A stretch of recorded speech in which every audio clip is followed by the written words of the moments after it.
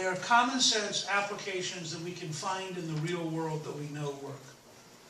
And so we can do it. The question is whether or not the American people are prepared to impose their will in Washington and to force Washington to change. You don't lead. The problem that's wrong right now with what's going on in Washington in both parties is they're trying to lead the country from Washington. You can't do that. You actually, as Ronald Reagan proved, you have to lead Washington from the country if you want really large-scale change. And I think we can do it. And what I'd like to do, if it's all right, is just toss it open for question. By the way, if you want more details in all this, if you go to my first name, it's just newt.org, all the stuff is listed there, so my campaign site. So, can I just toss it open for questions? Is that all right? Yes, sir. Go ahead. Okay. Yes, sir. In the mid-90s, early 90s, you led the takeover of both houses of Congress with a contract for America. As I recall, one of those contracts was term limits. It never, you had control of both houses of Congress. We never got term limits. One, do you still think it's a good idea? And two, I would say most people would vote for that. Well, I'd say, first of all, we voted on it, which is what we promised. We did not get a constitutional majority, because the constitutional amendment requires 292 votes, and we got 237. I don't think it's a magic bullet. I think if you look at California, where they have very strict term limits, it's a disaster. None of the elected officials know what they're doing, and they all basically get dominated by staff and by bureaucrats and by lobbyists. But I could live with a 12-year term limit, but it's not something I put very high on a priority list, candidly. We just had two huge changes in Congress. The Democrats took over in 2006. The Republicans took over the House in 2010. A lot of people were term limited by the electorate. I don't think term limits by itself solves very much, although it's something I wouldn't necessarily oppose very aggressively. Yes, sir. We have this continual discussion as to our security and our borders, and the dealing with those that are here illegally. What is your ideas of correcting that problem that we presently have? That's a good question. It's a very complicated question. And I think, first of all, I don't think you can do it in one bill. I think when somebody proposes a comprehensive bill, they're opposing an impossibility. Because I don't think you can get a majority for one. Bush couldn't do it. Even when Obama had Pelosi and Reid in charge, he couldn't do it. So let me start and say, I think that what you have to do is take it one step at a time. I think the first step is to control the border.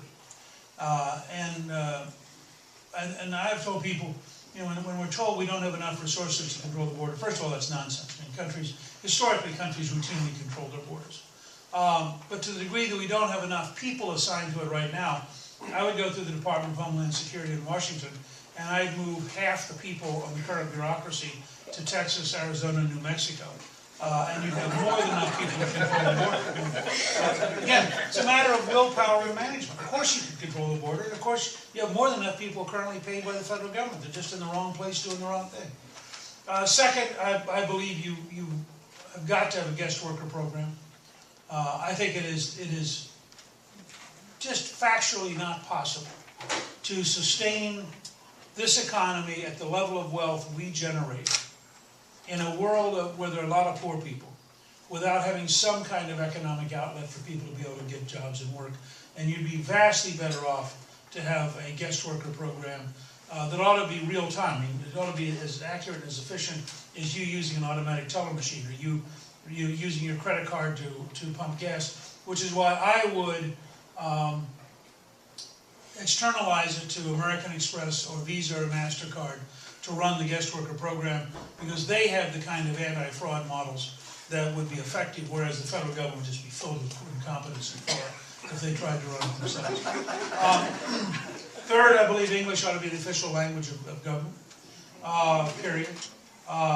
Fourth, I believe we ought to actually fix the legal visa system. Any of you have had friends or employees who have been engaged in getting a legal visa? The current system just makes no sense. It is more expensive today to hire a lawyer to do it legally, because your government makes it so difficult. It's more expensive to be a legal visa holder than it is to hire a coyote and come in over the border. Now, I mean, that just is utterly irrational.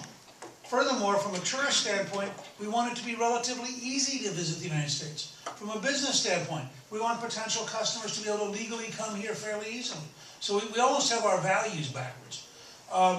In addition, on the other side, I make it easier to deport people who are criminals. I mean, if you belong to MS-13, which is now a Salvadorian gang, or you belong to a Mexican drug cartel, we should be able to get rid of you in 48 hours. We shouldn't have to go through some long, elaborate process. And I recently talked to the sheriff for the area that includes Myrtle Beach. Their largest drug bust was 2 years ago, and it was 4 people from the Mexican cartel with heroin. And he said it was a man. I mean, here you are in South Carolina dealing directly with the kind of problems, and we need to all be aware of how big the danger is in Mexico. And I am very much for the U.S. government providing whatever level of help the Mexican government would accept in order to defeat the drug cartels. This is a really dangerous environment to have the drug cartels as violent and as strong as they are on our border. Just a couple of other observations. In the long run, you're going to have to find some human approach to dealing with people who are already here. I mean, we're not going to have a mass deportation of 7 or 10 or 12 million people. We're not going to round people up. You know, some of you may disagree with this, but I can't imagine the people of the United States tolerating that kind of behavior. And so I've been looking at the idea of a World War II selective service system where you had local boards that knew the people they were interviewing. And if you're a day laborer and you've only been here for a year and you have no natural ties, we ought to make you go back home. But if you've been here for 20 or 25 years, you've been paying taxes, you're married, you got 3 kids, you're in the local church, I think you're going to find it very, very difficult to not find a solution. Now, the solution could be legality without citizenship. You could find a way to make them part of a guest worker program. And you could say to them, you can apply for citizenship at the back of the line. But we're not going to hurt anybody who's been staying at home, obeying the law, applying to come here, by jumping you ahead of the line. And so, I mean, there may be some middle ground there where a significant number of people go home because they have no ties here, but those people have deep, genuine ties, in fact, don't get expelled from the country. And I think you've got to look for some kind of common sense solution. Yes? It appears, Mr. Speaker, and it's irrefutable that we're going to have a debt crisis, downgrading of our credit rating. And as one of those who's got some debt tied to the prime, I'm not going to be real happy about it. I don't think anybody else is either. What's your position on? Well, first of all, where are we going to be on August the 2nd? If you had a good guess, and what's the solution? It's August the 2nd, I haven't got a clue. Obama is so different from Clinton that none of my experiences with Clinton apply here. You know, Clinton was a Southern governor who had negotiated with the state legislature for a decade. And he, coming from Arkansas, he was relatively conservative. And he'd actually founded the Democratic Leadership Council to try to bring the Democratic Party back to the center. Obama is a Chicago machine politician with left-wing activist values. So he has the worst of both worlds. He doesn't know how to negotiate, and he's a radical. You know, and so his, remember in Chicago, the technique you learn is the machine wins. Well, our Constitution isn't designed like that. I mean, President, he has these imperious. They will be down here at 11 o'clock. Frankly, if I had been Speaker, the first time he'd announced that, I would have just sent the message down, we ain't showing up. We are a co-equal branch of government, and you'll treat us with respect or we won't meet with you. There's this idea that he's the adult and they're the children. You know, Clinton and I had we were very tough and we were very direct, and we got a lot of business done. We balanced the budget for 4 years. We were past welfare reform. He signed the tax cuts. And it was tough, brass knuckles negotiation, but it was with mutual respect. He was the President of the United States. I was the Speaker of the House. And those institutions are powerful and historically deep. This guy does half of what he does out of sheer incompetence.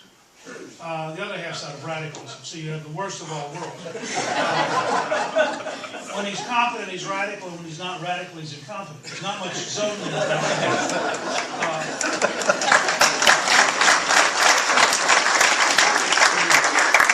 Boehner Boehner has taken on a massively greater burden than he needed to. They've already passed the budget. The Ryan budget was passed in the House. The Democratic Senate hasn't passed the budget in 800 days. And Obama's budget was repudiated by 97-0 in the Senate. I mean, not a single Democrat voted for it. They then passed cut, cap, and balance last week, which is a solution for the debt ceiling. You may not like it, but it's a solution. They're now going to, late today, pass a second solution. The Senate so far has done nothing, and the President's offered nothing in public. I mean, we have no idea what Obama's solution is. All we get are petulant attack ads, masquerading as presidential interviews. So I think this could degenerate or not degenerate.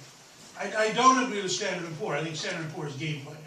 I think they're trying to make up for being totally stupid in 2008, and they're going to show you how tough they are. This is the best long-term investment on the planet.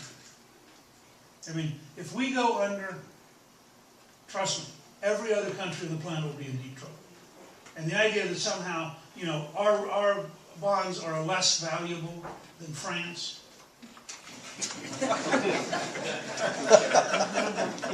We're the third largest country in the world physically. We are the wealthiest country in the world in energy. We have the most creative people on the planet. We drain talent from the whole rest of the planet. And the idea that we're somehow going to be less than the best investment. The market, by the way, is showing no indication of it. You'll notice the market, there ain't no high interest rates right now on treasury bonds. Because a lot of people in the rest of the planet are going, I don't care what Standard & Poor's says, I'm scared of my dictator, I'm taking my money to the U.S. Yes, ma'am? How do we move from always doing what's right for my party, whichever party that might be, to doing what's right for the country? Well, you have to have leadership that wants to do that. And you have to mobilize the country. The biggest lesson I learned from Reagan, he used to always say, he would show the light to the American people so they would turn up the heat on Congress. Reagan didn't negotiate much with Congress. His staff did. Reagan talked to the American people. And we never had control of the House while Reagan was president. So we always had to get about a third of the Democrats to vote with us. So Reagan inherently appealed to all Americans. And I think that's very important. When I talk about food stamps versus paychecks, I think I appeal to a huge majority of Democrats and a huge majority of independents. I don't think I appeal just to Republicans. And so I think that there's you want to pick fights where you got 70 or 80%. 79% of the country wants an American energy policy. Well, with 79%, that means, guess what? Most Democrats want an American energy policy. Most independents want an American energy policy. 6 Democratic senators are signing a letter this week calling on the president to drill offshore. So there are ways you can package things. You suddenly, out of natural interest, it's not because you reach out to be bipartisan. You reach out on issues where the American people say to both parties, you ought to get together. When we passed welfare reform, we split the Democrats exactly even. 101 voted yes and 101 voted no. And it's because when they went back home to town hall meetings, people said to them, you got to vote for this. Yes, ma'am. You're the last one. Okay. Mr. Speaker, what about the Frank Dodd bill? You had said that you would like to see it repealed. As someone who works in a financial industry, I would too. Some of it, a very little bit of it, has been actually good for our industry, which is mortgage lending. But overall, it has, the housing industry is a disaster, basically. And it's not just here, Well, I so distrust the congressional staffs and the lobbyists and the 2 o'clock in the morning writing of page 279, part B or whatever it is, that I favor total repeal. I have the same attitude towards Obamacare. There are pieces of Obamacare that are actually pretty good. Somebody said to me the other day, don't you like some of it? And I said, out of 2,700 pages, I think there's about 200 pages that are pretty good. But I don't trust the congressional staffs to figure out which 200. And so I think you're much better off to repeal the bill and then move a reform bill out in the open with hearings, with markups, with open conference, where the country gets to see the whole process. I mean, Dodd-Frank ended up being depending on how you count, something like 2,300 pages. There are no good 2,300 page bills. I mean, I guarantee it's just an automatic rule of life. First of all, nobody's smart enough to know what's in a 2300 page bill. And second, people drop all sorts of junk in it that nobody understands.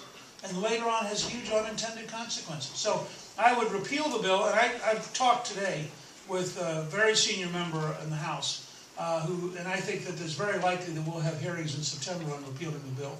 And I think that I think as the unemployment numbers stay bad, you're going to see enormous pressure to repeal Dodd-Frank as the easiest single first step back towards economic recovery. Thank you all very, very much.